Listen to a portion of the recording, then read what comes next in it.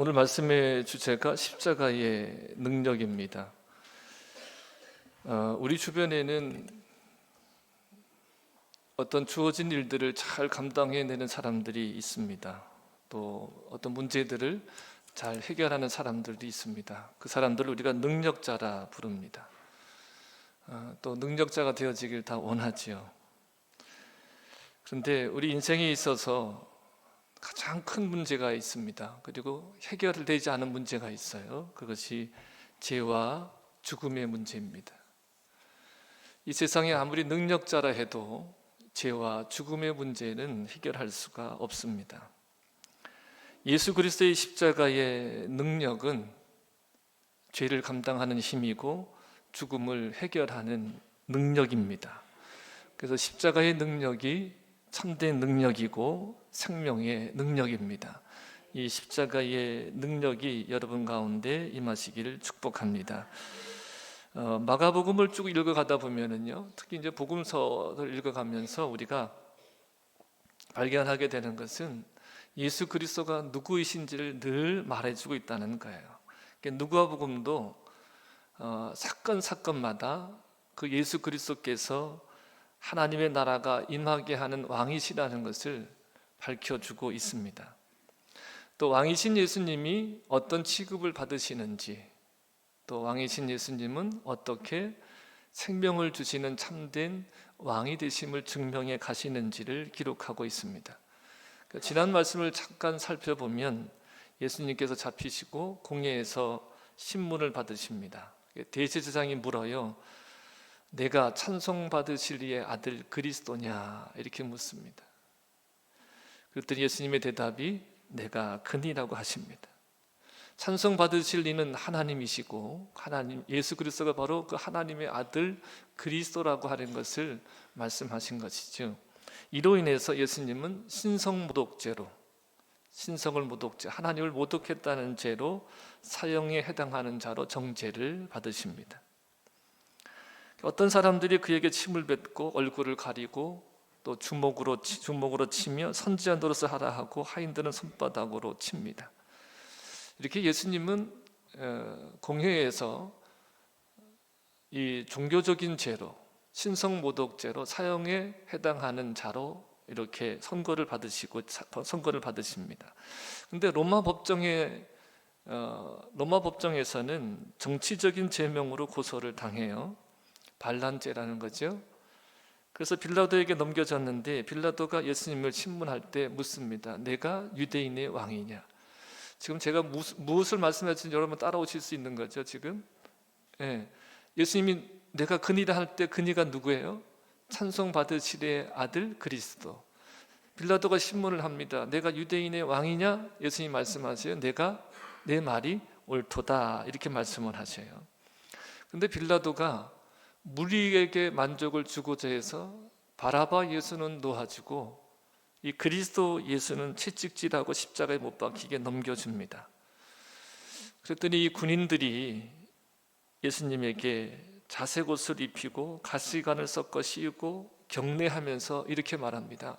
유대인의 왕이여 평안할지어다. 유대인의 왕이여 평안할지어다. 이렇게 말하면서 갈대로 그 예수님의 머리를 치고 침을 뱉으며 꿇어 절합니다. 조롱하는 거죠. 그래서 군인들에게 채찍질을 당하며 온갖 조롱을 다 당하십니다. 예수님이 왕이시기에 정죄를 당하시고 왕임을 모르는 자들에게 조롱을 받으십니다. 이것이 예수님의 공생이었습니다. 자, 그런 후에 십자가에 못 박으려고 십자가를 지우고 골고다로 끌고 갑니다. 처음에는 예수님이 십자가를 메고 가셨어요. 영화 같은 거 보시면 아시죠? 자기가 달릴 십자가에 달리는 사람들이 메고 가는 거예요. 예수님이 그 십자가를 다 메고서 골고다가까지 가기에는 이미 완전히 기진한 상태였습니다. 한숨 주무시지도 못하고 신문을 받으시고 매맞고 조롱을 당하고 채찍질 당하고, 그래서 십자가를 지고서 골고다까지 가기에는 너무 이미 기진한 상태였습니다. 그래서 오늘 본문의 21절에 보면 더 이상 십자가를 지고 갈 수 없게 되자 십자가를 대신 지고 간 사람이 나와요. 알렉산더와 루포의 아버지인 구레네 사람 시몬에게 억지로 십자가를 지우고 골고다까지 가게 합니다. 로마는 정복자고 피정복일이잖아요, 유대인들은. 그래서 로마 군인이 지목하면 이 사람은 따를 수밖에 없어요. 그래서 이제 군인이 지고 가다가 더 이상 지고 가지 못하니까 이 사람을 지목한 거예요. 시몬을 지목했습니다. 그러니까 이 사람은 어찌 보면 재수 없게 걸린 거예요. 그래서 이 십자가를 지고서 골고다까지 가요.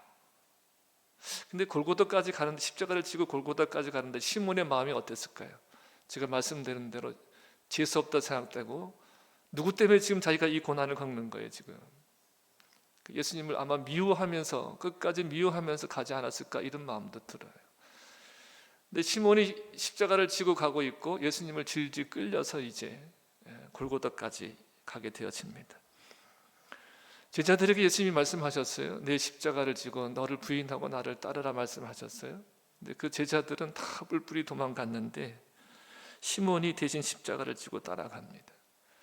근데 여러분, 초대교회 때 특히 바울의 편지, 바울의 서신에 보면 놀라운 일들이 기록되어져 있는데, 시몬의 아들,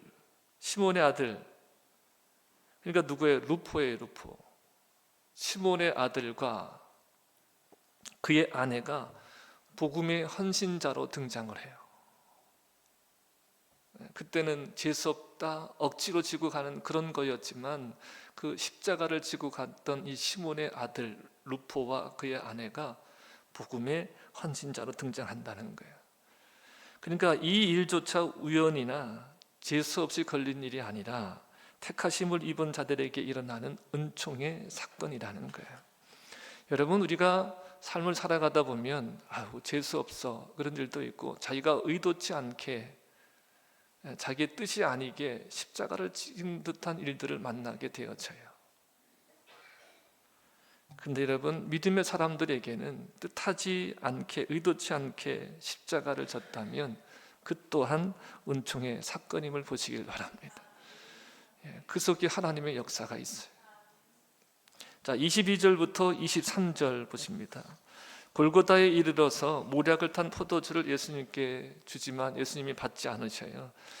여기에 대해서도 어떤 해석들이 분분합니다. 여러 해석들이 있지만, 지금 예수님은요, 자신이 마셔야 될 잔을 지금 알고 계신 거잖아요. 그러니까 자신이 마시는 잔이 있다고 하신 그 잔, 그 십자가의 고난의 잔을 완전하게 마시고 계시기 때문에 이 잔을 거절하시는 겁니다. 여러분, 우리에게 분명히 거절해야 될 잔이 있고 마셔야 될 잔이 있어요. 그런데 마셔야 될 잔을 마시기 위해서는 거절해야 될 잔은 분명히 거절해야 된다는 거예요.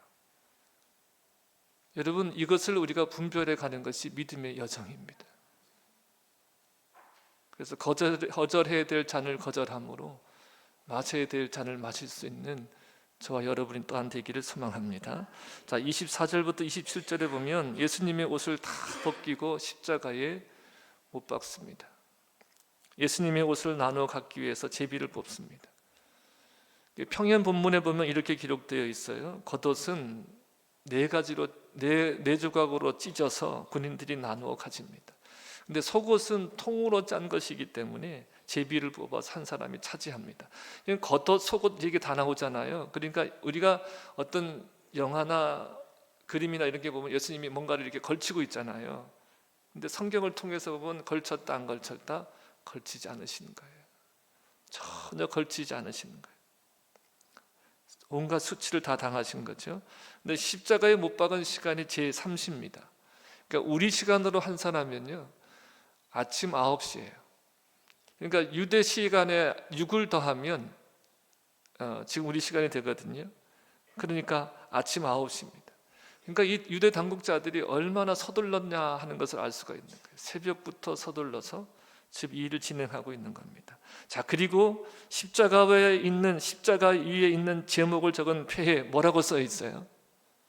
유대인의 왕이다. 근데 여러분, 성경에 보면 표면적 유대인이 아니고 이면적 유대인의 유대인이 유대인이라 그러잖아요. 유대인의 왕이라고 하는 것은 주님은 유대인만의 유대 왕이 아니시라 모든 이의 왕이시라는 것을 말씀하는 거예요. 자, 십자가에 못 박히신 예수님의 머리 위에 유대인의 왕이라는 제표가 붙었습니다. 그리고 예수님 좌우편에는요, 강도들이 십자가에 함께 못 박혔습니다. 자, 지금까지 보시면 찬송 받으실 이의 아들 그리스도시잖아요. 여기서만 보면. 그리고 군인들도 뭐라고 조롱했어요? 유대인의 왕이시여. 그들은 조롱했지만 실제로 예수님은 유대인의 왕이세요. 그리고 십자가 위에 제표에 뭐라고 써 있어요? 유대인의 왕이라 써 있어요. 그러니까 지금 마가는 계속해서 뭘 암시하고 있는 거예요? 그러니까 사건들마다 조롱당하시고 외면당하시고 그러시지만 이분이 바로 누구다? 유대인의 왕이다. 모든 이의 왕이다. 이것을 계속해서 말하고 있는 것입니다. 그러니까 찬송받으시리의 아들 그리스도 예수, 유대인의 왕 그리스도 예수가 철저히 버림받고 강도와 같은 취급을 당하시는 거예요. 제가 이 말씀을 이렇게 묵상하면서 이런 마음이 들었습니다. 예수님도 이런 취급을 당하셨는데, 예수님의 은혜로 구원받았다는 우리들은 어떤 취급 이런 것을 못 견뎌 하잖아요. 자기가 원하고 정당하다고 여기 있는 취급을 받아야 좋아하지, 그 이하의 취급을 받으면 너무나 화내잖아요. 그래서 목사인 제가 또 그런 생각을 하게 됐어요. 난 목사인 나는 어떤 취급을 받기를 원하고 당연하다 여기냐. 근데 이 말씀이 생각이 납니다. 예수님도 이처럼 십자가에 달리셔서 강도와 같은 취급을 당하셨는데,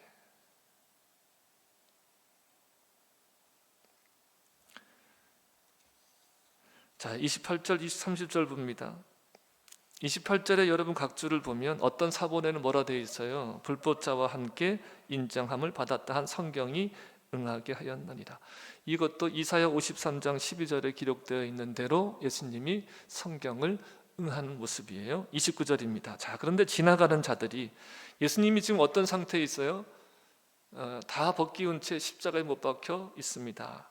지나가는 자들이 자기의 머리를 흔들면서 예수님을 모욕하는 거예요. 그러니까 이런 거죠. 혀를 차면서 이러면서 하는 거예요. 모욕하는 겁니다. 성전을 헐고 사흘 만에 짓는다는 자여, 내가 너를 구원하여 십자가에서 내려오라 그럽니다. 아니, 성전을 헐고 사흘 만에 짓는다고 큰소리 칠 때는 언제고 그렇게 십자가에 무력하게 달려있냐? 내려와 봐, 내려와 보라는 거예요. 자기 자신도 구원하지 못하는 자가, 자기 자신도 구원하지 못하고 죽는 자가 남을 구원한다고 하냐? 남은 어떻게 구원하냐? 그렇게 조롱을 하는 겁니다. 자, 31절 32절에 보면 그와 같이라는 말로 시작하고 있거든요. 그와 같다는 말은 뭐예요? 이 지나가는 자들과 같이 조롱을 한다는 거예요. 누가? 대제사장들과 서기관들도 똑같이 희롱하며 서로 말합니다. 뭐라고 말해요? 그가 남은 구원하였으되 자기는 구원할 수 없도다. 그러면서 뭐라고 말합니까? 이스라엘의 왕 그리스도가, 이렇게 얘기하는 거예요. 이스라엘의 왕 그리스도가. 자, 이 말은 지금 마가가 하고 싶은 얘기는 뭐예요? 예수님이 이스라엘의 왕 그리스도라는 거예요. 지금 십자가에서 내려와 우리를 보고 믿게 하라고 합니다. 이스라엘의 왕 그리스도야, 그리스도라고 하는 자야, 십자가에서 내려와서 우리로 믿게 하라는 거예요. 지나가는 자들은 십자가에서 내려와서 우리를 구원해봐. 대제사장과 서기관들은 서로 뭐라고 말합니까? 이스라엘의 왕 그리스도야, 내려와서 우리를 믿게 해봐. 여러분, 이 소리가 그 당시에 지나가는 자들이나 대제사장과 서기관들의 소리가 아니라 지금 이 시대에 복음을 전하게 되면 듣는 소리가 이 소리잖아요. 믿게 해봐, 구원해봐. 그러면 어떤다는 거예요? 내가 믿어줄게. 함께 십자가에 못 박힌 자들도 예수를 욕합니다. 그러니까 지나가는 자들이나 대제사장들이나 서기관들이나 또 함께 십자가에 못 박힌 자나 무력하게 십자가에 못 박힌 예수가 구원자일 수 없다는 거예요. 이들이 조롱하는 말은 뭡니까? 내가 남을 구원한다고 기적을 베풀더니 정작 자기 자신은 구원하지 못하냐? 그러면서 어떻게 하나님의 아들이라 그러고, 그러면서 어떻게 이스라엘 왕 그리스도라고 할 수 있느냐? 이렇게 조롱하는 겁니다. 이렇게 조롱하는 소리 가운데도 예수님은 그 십자가에서 내려오지 않습니다. 제가 종교라고 하는 것, 종교심이라는 것을 정의를 내릴 때 이런 말씀을 드린 적이 있어요. 종교심은요, 신과 거래하는 능력이다. 종교는요, 신과 거래하는 거예요. 이렇게 하면 어떻게 해준다? 내가 믿어줄게, 이러는 거예요. 내가 이만큼 이렇게 노력할 테니까 내가 원하는 거 들어줘, 이거거든요. 그러니까 여러분, 심각한 건 예수를 그리스도라, 하나님의 아들이라 믿는 사람들도 종교인들이 많다는 거예요. 예수님, 나에게 내려오시는 거 보여주세요. 구원하시는 거 보여주세요. 그러면 믿을게요. 그리고 믿는다고 하는 자들도 다 무엇을 믿고 있냐면 나에게 이렇게 하셨다는 거예요. 내가 이렇게 어려움 겪고 있을 때 나에게 이렇게 도와주셨고, 정말 내가 할 수 없는 일인데, 내가 노력으로 이루어지지 않는 일인데 내게 이렇게 이루어졌어. 그러니까 예수님이 계신 거야, 하나님이 계신 거야, 이렇게 고백하거든요.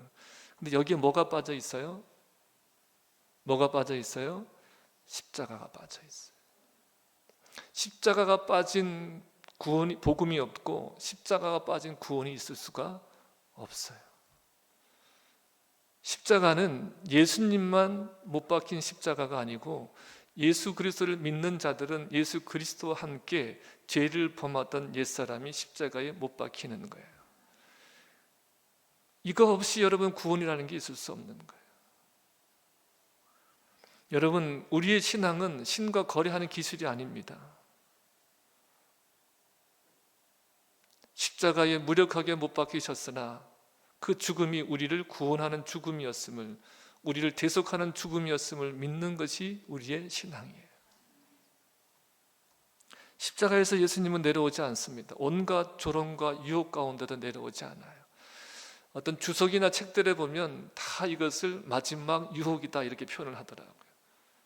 예수님은 끝내 그 유혹에 넘어지지 않습니다. 사단의 유혹, 마귀의 유혹을 받으며 공생애를 시작하신 그 주님이 마지막 십자가의 유혹 가운데도 넘어지지 않습니다. 여러분, 참된 능력이라는 게 뭘까요? 내가 행할 수 있음에도 행하지 않는 게 능력이에요. 예수님은 십자가에서 내려오실 수 있는 분이잖아요. 그런데도 그 조롱 가운데도 내려오질 않으셔요. 그 능력으로 그리스도가 되심을 증거하시는 거예요. 여러분, 우리가 인생을 살아가면서도 내가 할 수 있다고 다 하는 건 참된 능력이 아닙니다. 내가 할 수 있는 것을 자제할 수 있는 것, 낮출 수 있는 게 참된 능력이고, 자기 자신을 위해서 살 수 있고 자기 자신을 위해서 쓸 수 있는 능력들을 내가 아니라 주님을 위해서, 정말 주님의 사랑하시는 자들을 위해서 내가 섬기고 베풀 수 있는 게 참된 능력이라는 거예요. 여러분, 참 능력자들 되시길 바랍니다.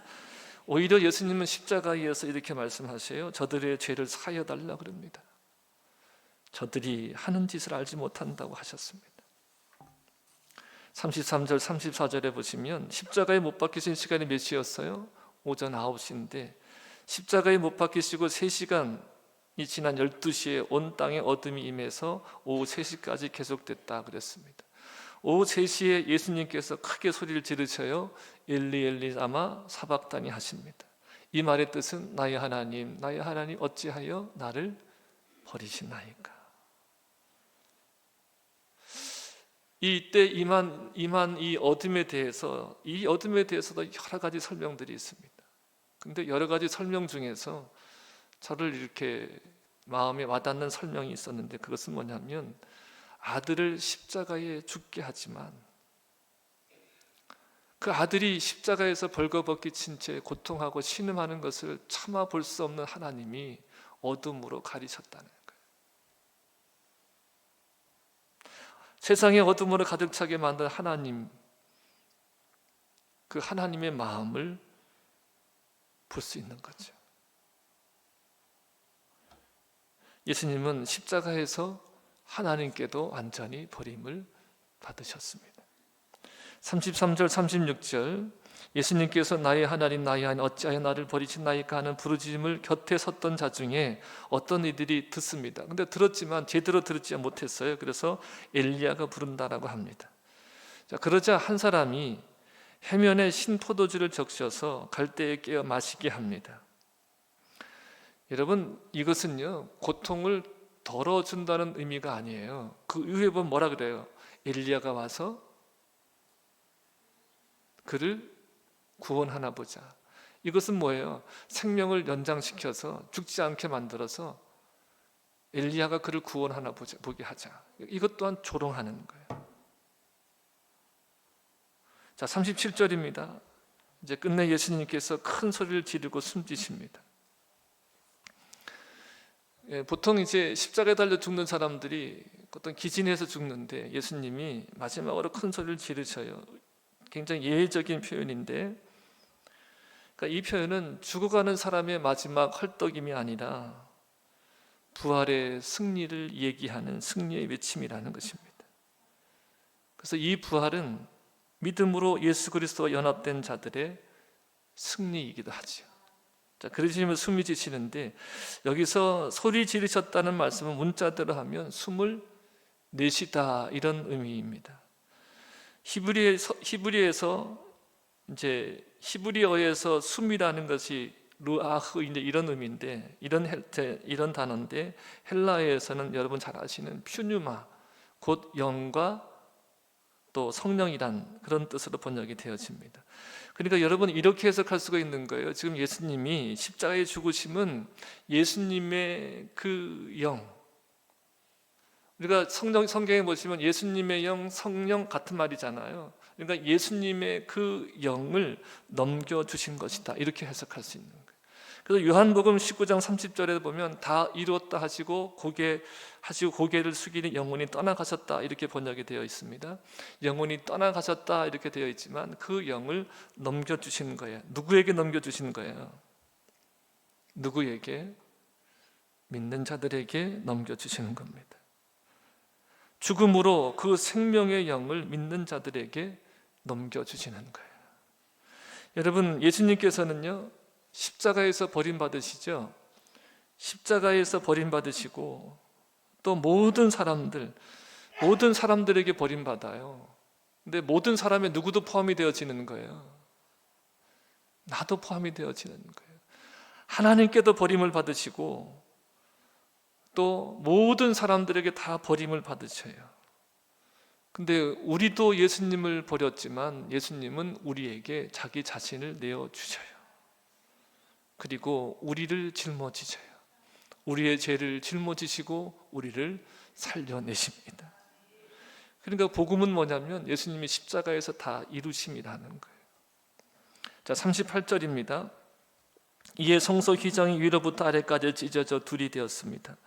예수님께서 십자가에서 죽으실 때 어떤 일이 벌어졌어요? 성소의 휘장이 위로부터 아래까지 찢어져서 둘이 되었다 그랬어요. 성소의 휘장이라는 것은 성막은 성소와 지성소로 되어져 있어요. 성소에 들어가면 이제 떡상이 있고 등대가 있고 떡상이 있고 분향단이 있고, 그런데 그 막을 가를 성막 너머에는 이제 언약궤가 있는 거예요. 근데 그 지성소에는요 아무나 들어갈 수도 없어요. 오직 대제사장만 대속죄일에 들어갈 수 있어요. 아무나 들어갈 수 없는 거예요. 1년에 단 한 번 사람들이 죄를 지었지만 기억하지 못하는 죄들이 있잖아요. 그러니까 그 모든 죄를 사함을 받는 날이 대속죄일인데 그 대속죄일에 대제사장만이 성소에, 이 지성소에 들어갈 수가 있습니다. 희생의 피를 가지고. 그래서 언약궤 앞에 뿌리는 것이 지성소인데, 근데 이것을 가로막고 있던 휘장이 위로부터 아래까지 찢어져서 둘이 되어서 나뉘어지는 거예요. 이것은 무엇을 의미하겠습니까? 예수 그리스도의 피로 이제 누구든지 하나님께 나아갈 수 있게 되었다는 거예요. 누구든지 아무나 나가면 다 죽게 되어 있었는데 이제는 예수 그리스도의 피로, 예수 그리스도의 대속의 은혜로 예수 그리스도를 믿는 자는 누구의 이름으로? 예수 그리스도의 이름으로 하나님 앞에 누구든지 나아갈 수 있는 담력을 얻게 되었다는 거예요. 자, 히브리서 10장 19절로 20절 함께 보시겠습니다. 그러므로 형제들아 우리가 예수의 피를 힘입어 성소에 들어갈 담력을 얻었나니 20절 그 길은 우리를 위하여 휘장 가운데 열어놓으신 새로운 살 길이요. 휘장은 곧 뭐다? 예수 그리스도의 육체다. 성소의 휘장이 예수님의 육체라는 거예요. 예수님의 육체가 십자가에서 찢어지심으로, 우리를 위해서 찢어주심으로 우리가 거룩하신 하나님께 나아갈 수 있는 담력을 얻었다. 새로운 생명의 길, 그 길이 열렸다는 거예요. 새로운 살 길이 열렸다는 것입니다. 여러분, 세상의 모든 길, 세상에는 여러 가지 길이 있지만, 많은 길이 있지만 결국은 다 죽음의 길입니다. 다 어둠에 갇힌 자들이에요. 세상에 수많은 사람들이 진리라고 빛이라고 하는 것들도 다 어둠의 일들입니다. 어둠의 일들인 거예요. 율법으로 의롭다고 여기는 자들도 캄캄한 어둠이고요. 예수님 당시에 대제국인 로마의 정치와 법조문들도 다 어둠의 일들입니다. 세상의 법과 세상의 질서로 우리가 영향을 받는 자들이 아니라 하나님의 말씀으로 세상을 해석하는 자들이 되어야 돼요. 하나님의 말씀으로 세상을 비추는 자들이 되어야 되고 그것을 보는 자들이 되어야 돼요. 여러분, 우리가 수많은 것들을, 어떤 사상, 이념, 성향 이런 것들을 가지고 있는데 정말 보세요. 그것들이 내가 바라는 거, 원하는 거, 지식, 지방색 그런 거 다 버려놓고 나면 뭐가 남는가? 여러분, 그리스도인들은요 그런 거 다 내려놓고 순수한 뭐를 가져야 돼요? 말씀, 하나님의 복음을 가져야 돼요. 이 복음으로 세상을 봐야 되고, 이 복음으로 세상을 해석해야 되고, 이 복음으로 세상을 밝혀야 된다는 거예요. 여러분, 이게 생명이에요. 이것이 주님이 주신 말씀이고, 이것이 왜 그러냐면 이 말씀이 새로운 생명의 길이에요. 새로운 살 길이에요. 세상의 것들이, 어떤 정치가 잠깐 우리를 유익하게 있을지 모르지만 근원적으로, 근본적으로 우리에게 새로운 생명을 주고 살 길을 주는 것은 아니에요.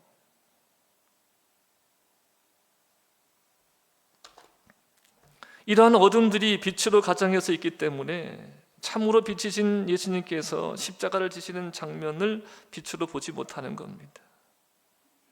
자, 그런데요, 이런 어두운 세상에 빛으로 보는 자들이 있습니다.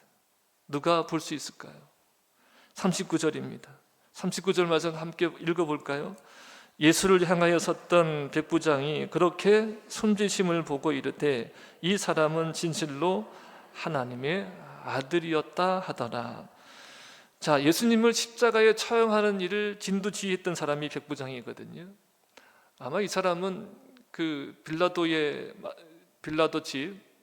집에서부터 예수님이 희롱했던 자일 수도 있고 채찍질하는 것을 명했던 자일 수도 있어요. 근데 이 사람이 예수님의 죽으심을 보고 뭐라고 얘기하냐면 이 사람은 진실로 하나님의 아들이었다 이렇게 말하거든요. 로마의 백기장이 자기가 처형하고 있는, 무력하게 조롱받으며 죽어가고 있는 예수님을 하나님의 아들로 고백합니다. 물론 성경에 보면요, 지진도 일어났어요. 또 어둠도 있었잖아요. 근데 그런 일이 기록되어 있지만 그 때문만은 아닌 것 같아요. 예수님 자신이 십자가에서 내려오는 그런 기적을 일으키지 않고 무력하게 죽어가시면서 오히려 뭐라고 하시냐면 십자가에 달리셔서 저들의 죄를 사해달라고 하세요. 저들이 몰라서 그런다고 저들을 변호하셔요. 여러분, 이것이 십자가의 능력입니다. 백부장이 이 사람은 진실로 하나님의 아들이었다는 것은 바로 그 사람의 능력이 아니라 십자가의 능력인 거예요. 그 사람에게 십자가의 능력이 임한 거예요. 그러니까 여러분 보세요. 우리가 믿는 것도 우리의 힘이나 우리의 지혜나 우리 때문이 아니에요. 나 때문에 믿을 수 있게 된 것이 아니고 내가 믿는 것은 오직 십자가의 능력 때문이에요. 여러분 이 말이 깨달아지는 은혜가 있기를 축복합니다. 이 십자가의 능력 안에 있는 사람들은요, 이 말을 고백할 수밖에 없어요. 뭐 여러 가지 예정론 또 이런 거 신학적으로 막 말하지만 정말 예수님 이 십자가의 능력 안에 있으면 돌아보면 다 뭐예요? 하나님의 은혜인 거예요. 그냥 은혜인 거예요. 내가 그냥 십자가의 능력이 내게 임한 거예요.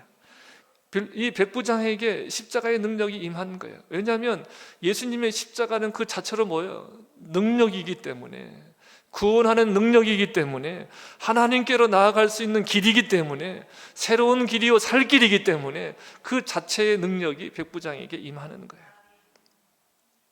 전혀 받아들일 수 없는 사람이 전혀 받아들일 수 없는 상황에서 십자가를 받아들이는 일들이 일어난다는 거예요. 여러분 이것이 십자가의 능력입니다. 40절 41절 보겠습니다. 예수님의 십자가 처형을 멀리서라도 목격한 여인들이 있습니다. 또 여자 남자 구분한다고 말씀하지 마시고 그 시대가 지금 그런 거예요. 죽는 것까지 함께 하겠다고 큰 소리 치던 남자들이 있었습니다. 그 남자들 지금 다 어디 있어요? 다 도망갔어요. 그러니까 남성 중심의 사회거든요. 그때까지만 해도 그 사회에서 여성이 목격자로 등장을 시켜요. 그러니까 성경의 뛰어남이 여기에 있는 거예요. 구약의 성경을 읽어보잖아요. 그 성경 속에서 그 당시에 말할 수 없는 주제들이 뭐였냐면 평등이라는 주제거든요. 그 주제가 성경 속에 들어있어요. 자, 부활의 첫 목격자도 누구예요? 여자예요. 이것은 무엇을 말해주냐면 예수님의 십자가의 복음은 힘이나 능으로 증거되는 것이 아니라 오히려 약함으로 증거된다는 거예요. 이게 복음의 역설이에요. 세상의 사람들은 힘을 원하지만 그리스도는요 오히려 약함으로 하나님의 뜻을 이루고 그 복음은 또한 약함으로 증거된다는 거예요. 여러분 역사라는 것은 중요한 것이 뭐냐면 우리의 현재를 비춰볼 수 있는 거잖아요. 근데 이 교회사를 통해서 보면 교회가 힘이 있을 때 교회가 뭔가 정치와 결탁해서 세상에서 어떤 것을 발휘할 때 그때는 오히려 교회가 쇠퇴하기 시작하고 복음이 변질되기 시작하다는 거예요. 그러나 도리어 교회가 유의미하고 전혀 힘이 없고 어떤 영향력을 끼치지 못할 것 같은 그때에 도리어 교회는 바른 복음 위에 서고 바른 복음 위에 선 교회가 참으로 힘과 능력을 나타내서 복음이 전파되어지고 믿는 자들의 수가 늘어가는 역사들이 일어나더라는 거예요. 그러니까 여러분 우리가 이 역사를 통해 볼 수 있는 것은 세상이 아무리 어렵다 해도 우리가 복음에 서 있는 게 중요한 거예요. 우리가 이 혼탁한 정치를 보면서 이 우리나라를 살려달라고 노래 부르잖아요. 그런데 우리에게 먼저 요구되는 것은 뭐냐면 우리가 바른 복음에 서 있는가, 우리를 회개로 우리를 요청하고 있는 거예요. 그래서 이 바른 복음에 서 있는 사람들은 더 이상 어떤 세상의 영향력을 받는 사람들이 아니라 도리어 미약해 보이는 우리를 통해서 복음이 역사되어지고 복음의 활력이 있게 되어지는 그 일들을 하나님은 하신다는 거예요. 그러니까 여러분 우리가 꼭 기억해야 될 건 이건 이러니까 이렇게 되었지, 이런 일들은 하나님의 역사로 나타나지 않아요. 하나님의 역사는 하나님만이 하시는 역사로 우리에게 나타난다는 거예요. 자, 골로새서 1장 13절 17절 함께 읽어보겠습니다. 그가 우리를 흑암의 권세에서 건져내사 그의 사랑의 아들의 나라로 옮기셨으니 그 아들 안에서 우리가 속량고 죄사함을 얻었도다. 그는 보이지 아니하는 하나님의 형상이시요 모든 피조물보다 먼저 나신 이시니 만물이 그에게서 창조되되 하늘과 땅에서 모이는 것들과 보이지 않는 것들과 혹은 왕권들이나 주권들이나 통치자들이나 권세들이나 만물이 다 그로 말미암고 위하여 창조되었고 또한 그가 만물보다 먼저 계시고 만물이 그 안에 함께 섰느니라. 아멘. 자, 하나님께서 자기 백성을 어디에서 건져내셔서 흑암의 권세에서 건져내셔서 그의 사랑의 아들의 나라로 옮기셨어요. 흑암에서 건져내셔서 아들의 나라로 옮기셨습니다. 그 아들 안에 뭐가 있냐면 속량 곧 죄사함이 있습니다. 그 아들 안에서 속량이라고 하는 건 자유하게 하다, 해방하게 하다. 뭐에서 자유하게 해요? 죄에서 자유하게 하고, 죄에서 해방되게 하고, 사망에서 자유하게 하고, 죽음에서 자유하게 하고, 죽음에서 해방되게 하는 일, 그 죄사함을 얻게 하신다는 거예요. 그래서 예수님은 보이지 아니하는 하나님의 형상이시며 모든 피조물보다 먼저 계십니다. 예수님도 스스로 계신 분이십니다. 모든 이 말씀이 중요해요. 모든 만물이 예수님으로 말미암고, 또한 모든 만물이 예수님을 위하여 창조되었어요. 성경의 증거입니다. 예수님이 만유의 주이십니다. 만물이 시작되기 전부터 계셨고, 만물은 그분의 능력으로 보존되고 있습니다. 그 예수님이 만물을 창조하시고 만물을 자기를 위해 있게 하신 그 예수님이 십자가에서 무력하게 죽으시는 거예요.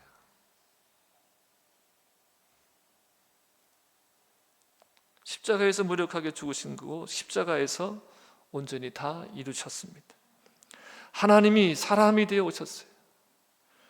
그 사람이 되어 오신 하나님 예수님이 십자가에서 죽으심으로 죽음의 세력에 붙들린 자들을 사로잡아서 생명으로 옮겨주셨습니다. 이 일을 십자가에 다 이루시고 보내주신 그 성령이 임한 자들이 십자가에서 죽으신 예수님이 주와 그리스도 되심을 알고 믿게 되어집니다. 여러분, 오늘도 이 십자가의 복음은요, 무력하게 무력한 모습으로 전해집니다. 주님 다시 오실 날, 그날까지 이 모습으로 전해집니다. 왜 그런가요? 왜 전도가 미련하고 어리석은 일이 되는 건가요? 무엇을 전하기 때문에? 십자가의 능력, 십자가의 도를 전하기 때문에. 헬라인들에게는 어리석은 것이고 유대인들에게는 꺼리끼는 일, 이 일을 전하기 때문에 이것이 여러분 미력한 모습으로 나오는 거예요. 근데 그 십자가는 기존의 모든 타락한 인간의 본성에서 나오는 모든 기존의 체제를 뒤엎는 거예요. 전복시키는 겁니다. 여러분, 롯이 나오미를 따라오잖아요. 제 성경에 나오미를 따라와요. 롯이 나오미를 따라오는데, 근데 그때 상황이 어떠냐면 시아버지 죽었어요. 남편 죽었어요. 그 다음에 동서가 있거든요. 동서의 남편도 죽었어요. 그러니까 시동생도 죽은 거예요. 근데 이 동서는 자기 집으로 갔어요. 지금 누구와 단둘이 있는 거예요. 모든 것을 다 잃어버린 그 시어머니 하나 남았어요. 근데 시어머니도 같은 민족도 아니에요. 근데 그 시어머니를 따라 나오거든요. 그 이유가 뭡니까? 하나님을 목숨 걸고 따라 나오는 거예요. 여러분, 이것이 하나님의 능력인 겁니다. 힘과 노력이 아닌 부르심을 따라 되는 거예요. 현장에서 가늠하다 잡힌 여인이 있습니다. 율법에 의하면 돌에 맞아 죽어야 됩니다. 그런데 예수님은 그 여인을 정죄하지 않으시고 용서하십니다. 그 죄를 자신이 지고 십자가로 가십니다. 평생 강도짓을 하다가 사형당하는 한편의 강도가 예수님을 믿어 구원을 얻습니다. 십자가에서 그 사람이 뭔가 선한 일을 해서가 아닙니다.